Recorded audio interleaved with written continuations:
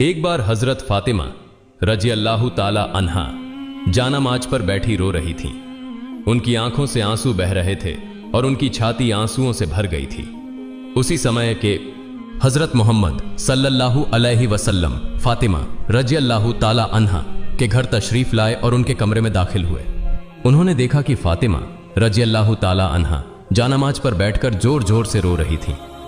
तब विश्व नबी सल्लल्लाहु अलैहि वसल्लम ने फातिमा रजी अल्लाह ताला अन्हा से फरमाया, ऐ मेरी जिगर के टुकड़े फातिमा, तुम अपनी जानामाज का कोना उठाकर देखो। जब हजरत फातिमा रजी अल्लाह ताला अन्हा ने जानामाज का कोना उठाया तो वो हैरान रह गई। उन्होंने कहा, अब्बाजान ये क्या है, यहां तो पिघला हुआ सोना बह रहा है। तब हजरत मोहम्मद सल्लल्लाहु अलैहि वसल्लम ने फरमाया, बेटी जितना सोना चाहो उठा लो और उसे अपनी जरूरतों के लिए इस्तेमाल करो। इससे अपना घर चलाओ और दुनिया की आराम आयेश शान शौकत का जो भी चाहो कर सकती हो। लेकिन याद रखना, दुनिया की सुख सुविधाएं क्षणिक हैं, जबकि आखिरत परलोक की सुख शांति हमेशा के लिए है। अब तुम खुद समझो बेटी, क्या तुम दुनिया की सुख शांति चाहती हो या आखिरत की सुख शांति? हजरत मोहम्मद सल्लल्लाहु अलैहि वसल्लम की यह बात सुनकर हजरत फातिमा रजी अल्लाह ताला अन्हा ने जानामाज का कोना छोड़ दिया और नबी जी से कहा, अब्बा जान, मुझे दुनिया की सुख शांति की कोई जरूरत नहीं है, मैं तो आखिरत की सुख शांति के पीछे दौड़ना चाहती हूं। इसी तरह एक और घटना का जिक्र है। एक दिन हजरत फातिमा रजी अल्लाह ताला अन्हा इतनी कमजोर हो गईं कि वह बिस्तर से उठ नहीं पा रही थीं। यह बात जब हजरत मोहम्मद सल्लल्लाहु अलैहि वसल्लम तक पहुंची तो नबी करीम सल्लल्लाहु अलैहि वसल्लम फातिमा को देखने के लिए उनके घर तशरीफ लाए। नबी करीम सल्लल्लाहु अलैहि वसल्लम फातिमा के दरवाजे पर पहुंचे और उन्हें आवाज देने लगे, लेकिन अंदर से कोई आवाज नहीं आ रही थी। विश्व नबी सल्लल्लाहु अलैहि वसल्लम ने फिर से पुकारा, लेकिन अंदर से कोई जवाब नहीं आया। तीसरी बार जब नबी करीम सल्लल्लाहु अलैहि वसल्लम ने फातिमा रजी अल्लाह ताला अन्हा को पुकारा, तब अंदर से हजरत फातिमा रजी अल्लाह ताला अन्हा ने जवाब दिया, अब्बा मैं दरवाजा कैसे खोलूं? मेरे पास सिर्फ एक छोटी सी चादर है। अगर मैं इसे पैरों की तरफ खींचती हूं तो सिर का हिस्सा खुला रह जाता है, और अगर सिर की तरफ खींचती हूं तो पैर खुल जाते हैं। तब विश्व नबी सल्लल्लाहु अलैहि वसल्लम ने दरवाजे के बाहर से अपना रूमाल निकाला और दरवाजे की दरार से अंदर भेजा। उन्होंने फातिमा से कहा, बेटी मेरा रूमाल सिर पर रख लो और दरवाजा खोलो। फातिमा रजी अल्लाह ताला अन्हा ने रूमाल सिर पर रखकर दरवाजा खोला।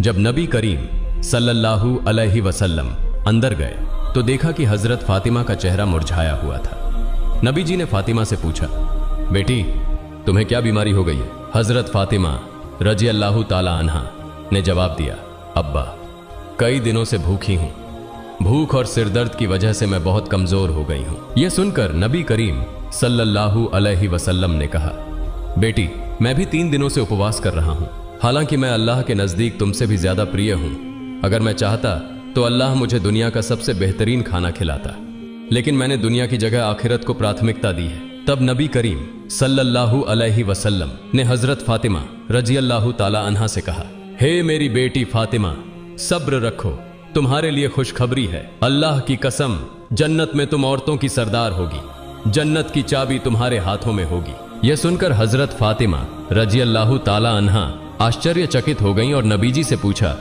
अब्बा जान फिर बीबी मरियम और बीबी आसिया का क्या होगा? नबी करीम सल्लल्लाहु अलैहि वसल्लम ने जवाब दिया, बीबी मरियम अपने समय की औरतों की सरदार थीं और बीबी आसिया भी अपने समय की औरतों की सरदार थीं, लेकिन तुम फातिमा कयामत तक जितनी औरतें आएंगी उन सब की सरदार होगी। एक बार हजरत फातिमा रजी अल्लाह ताला अन्हा अपनी यहूदी दोस्त के साथ एक बाग में खड़ी थीं और बातचीत कर रही थीं। उस यहूदी लड़की के पास कुछ लोग आए और उससे कहा, तुम्हारे पिता ने तुम्हें घर बुलाया है। तब वह लड़की उन लोगों के साथ अपने घर चली गई। घर पहुंचने पर उसके पिता ने उससे कहा, बेटी मैंने तुम्हारे लिए एक लड़का चुना है, वह यहूदी समुदाय के एक अमीर उद्योगपति का बेटा है, क्या तुम इस शादी के लिए तैयार हो? लड़की ने जवाब दिया, अब्बा मैं इसका उत्तर कल दूंगी, मुझे आज रात का समय दें ताकि मैं सोच सकूं। उसके पिता ने उसे सोचने का समय दिया।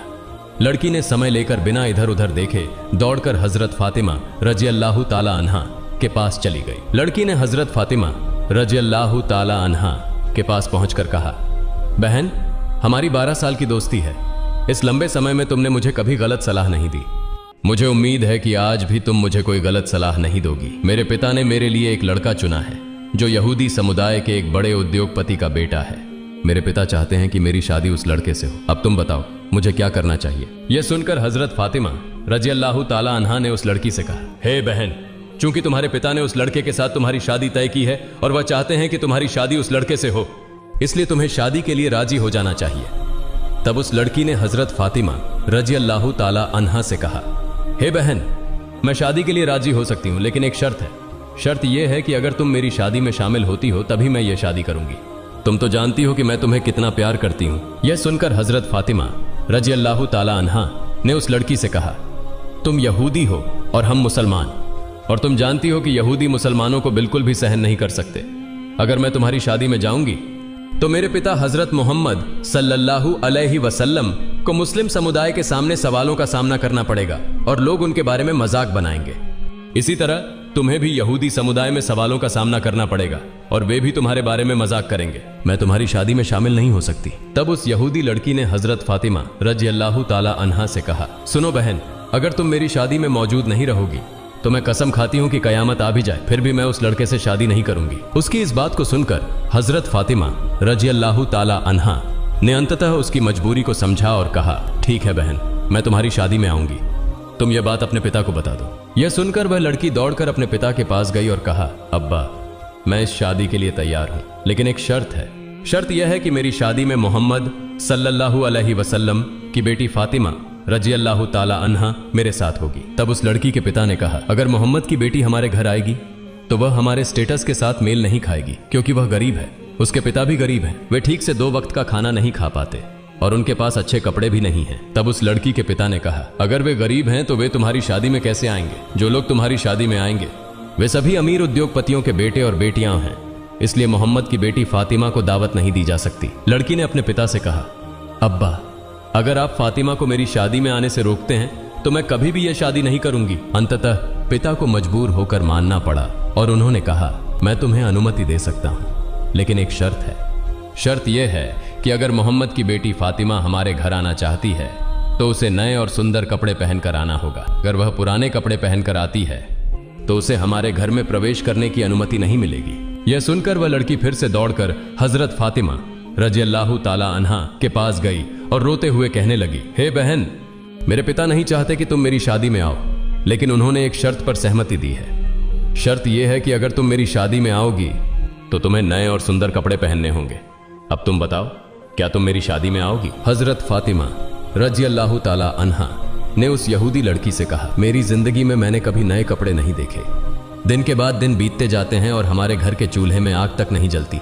कई बार हम भूखे रहते हैं, ऐसे में नए कपड़े कहां से लाऊं? तब उस लड़की ने कहा, हे बहन, अगर तुम अपनी जुबान से बस ये कह दो कि तुम नए कपड़े पहनकर मेरी शादी में आओगी तो मुझे विश्वास है कि तुम्हारे सृष्टिकर्ता महान अल्लाह तुम्हारे लिए नए कपड़ों का इंतजाम करेंगे, क्योंकि मैं जानती हूं कि तुम्हारे और तुम्हारे रब के बीच एक बहुत ही अच्छा रिश्ता है।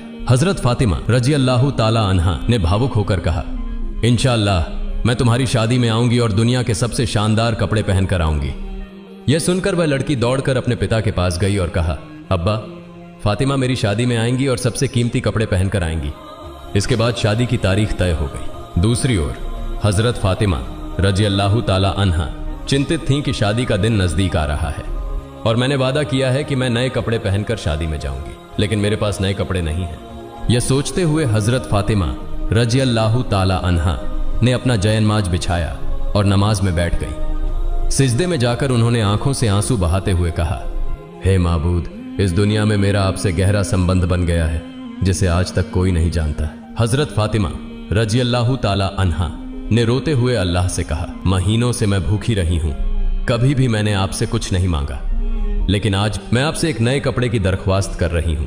यह मेरी किसी जैविक या शारीरिक जरूरत के लिए नहीं है। मुझे ऐसा कपड़ा दीजिए जिसे पहनकर मैं अपनी सहेली की शादी में जा सकूं और वहां की तमाम लड़कियां उस कपड़े को देखकर मेरी तरफ ध्यान दें। क्या आप मुझे एक नया कपड़ा देंगे? इस तरह हजरत फातिमा रजी अल्लाह ताला अन्हा रोते रोते अल्लाह से दुआ कर रही थी। नमाज खत्म करने के बाद जब उन्होंने अपने घर के कोने में नजर डाली तो वहां 2 पैकेट रखे हुए देखे। यह देखकर वे भावुक हो गई। हजरत फातिमा रजी अल्लाह ताला अन्हा वह पैकेट लेकर रोते हुए हजरत मोहम्मद सल्लल्लाहु अलैहि वसल्लम के पास आईं और पूरी घटना बयान की। जब हजरत मोहम्मद सल्लल्लाहु अलैहि वसल्लम ने पैकेट को खोला तो उसमें से जन्नत की खुशबू आने लगी।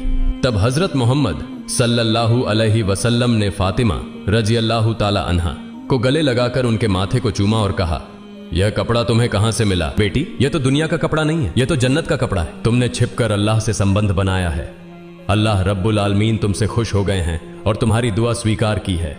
अल्लाह ताला के पास एक कपड़े की मांग करने की वजह से उन्होंने तुम्हारे लिए जन्नतुल फिरदौस से तुम्हारा कपड़ा भेज दिया है। फिर हजरत मोहम्मद सल्लल्लाहु अलैहि वसल्लम ने कहा, तुम इस कपड़े को पहनकर अपनी यहूदी दोस्त की शादी में जा सकती हो, लेकिन तुम्हें पर्दा भी रखना होगा। हजरत फातिमा रजी अल्लाह ताला अन्हा ने हजरत मोहम्मद सल्लल्लाहु अलैहि वसल्लम से कहा, अब्बा जान, मैं अपने हिजाब के साथ अपनी दोस्त की शादी में जरूर जाऊंगी। जब हजरत फातिमा रजी अल्लाह ताला अन्हा ने जन्नती कपड़ा पहना तो उनकी खूबसूरती और बढ़ गई। जब वह शादी के घर में दाखिल हुई तो मानो सब कुछ रोशनी से भर गया।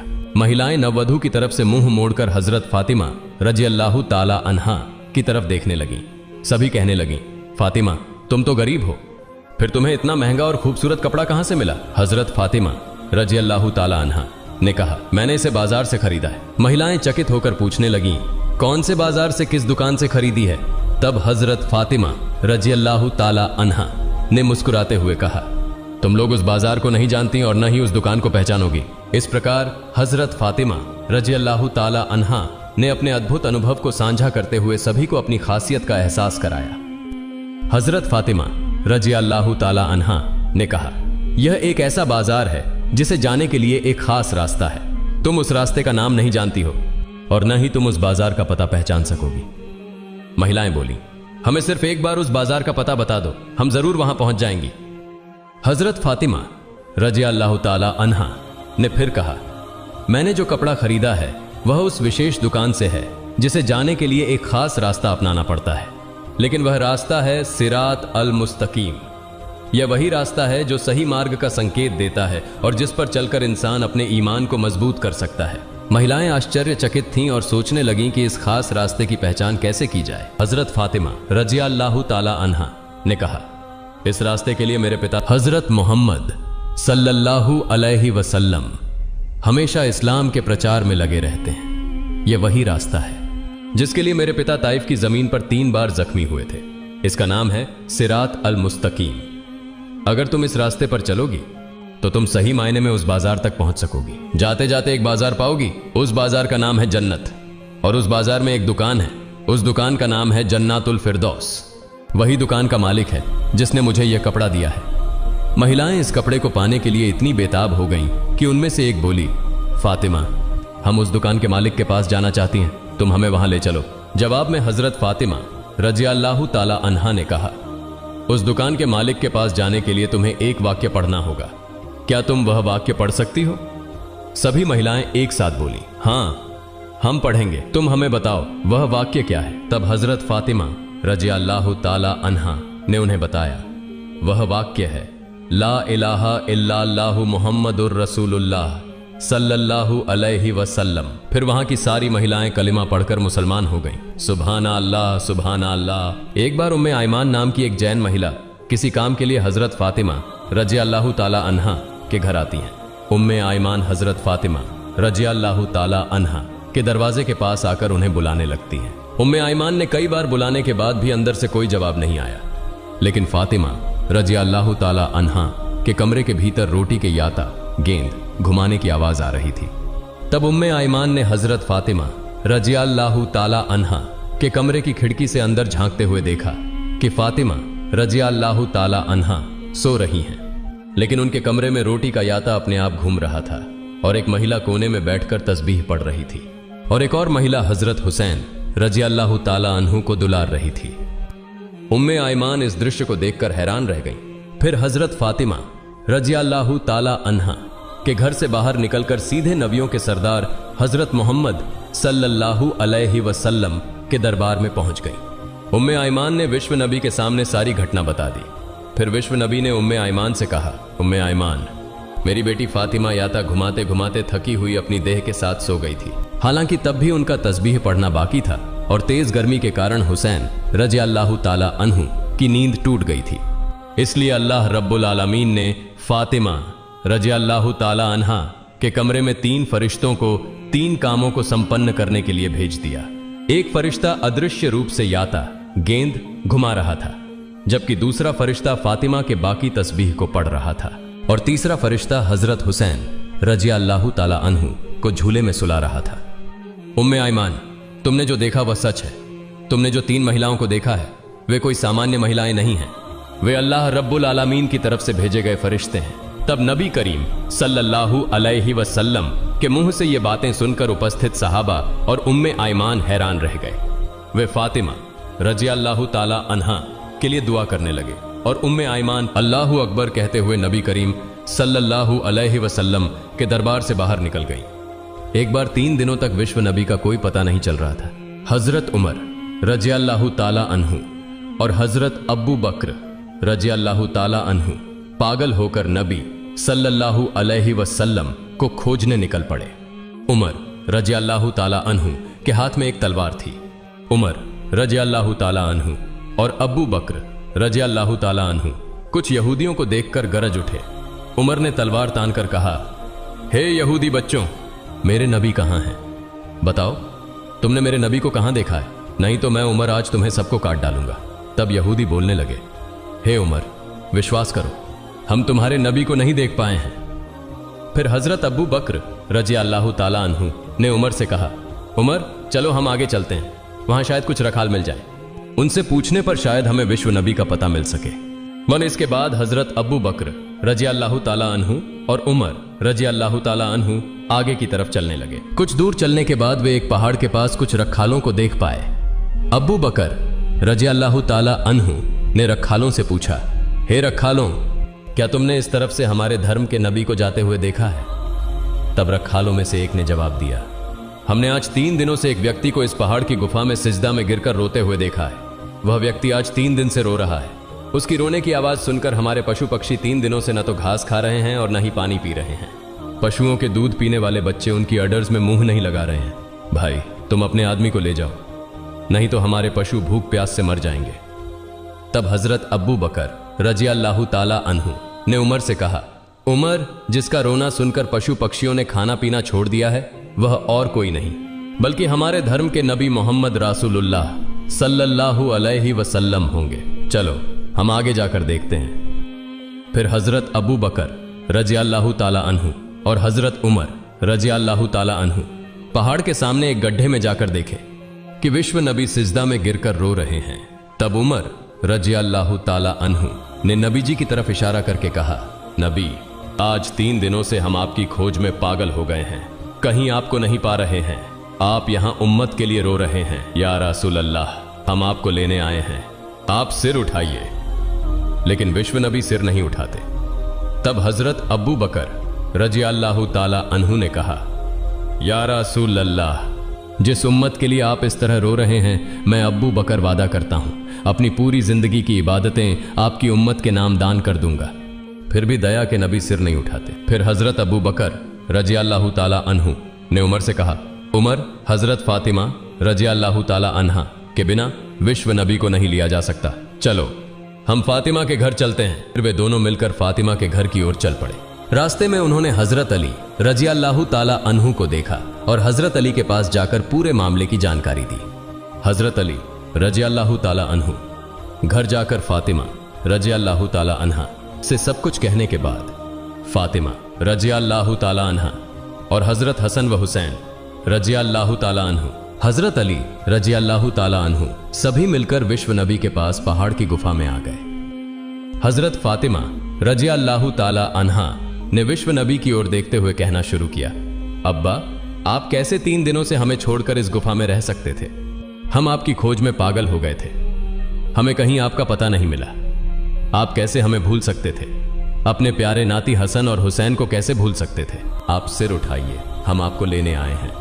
लेकिन नबी जी सिर नहीं उठा रहे हैं, सिजदा में पड़े पड़े ही रोते जा रहे हैं। फिर हजरत फातिमा रजी अल्लाह ताला अन्हा ने कहा, हे मेरे अब्बा, मैं फातिमा आपके लिए वादा करती हूं कि मैं अपने प्यारे बेटे और आपके प्यारे नाती हसन और हुसैन को कुर्बानी कर दूंगी। अब मेरे अल्लाह रब्बुल आलमीन ने जिब्राइल को बुलाया और कहा, हे जिब्राइल, तुम तुरंत मेरे दोस्त के पास जाओ। मेरे दोस्त से कह दो कि वह सिजदा से सिर उठाए। मेरे दोस्त को जाकर बता दो, मैं अल्लाह रब्बुल आलमीन हूं, अब मैं अपनी सारी उम्मत का जिम्मा खुद ले रहा हूं।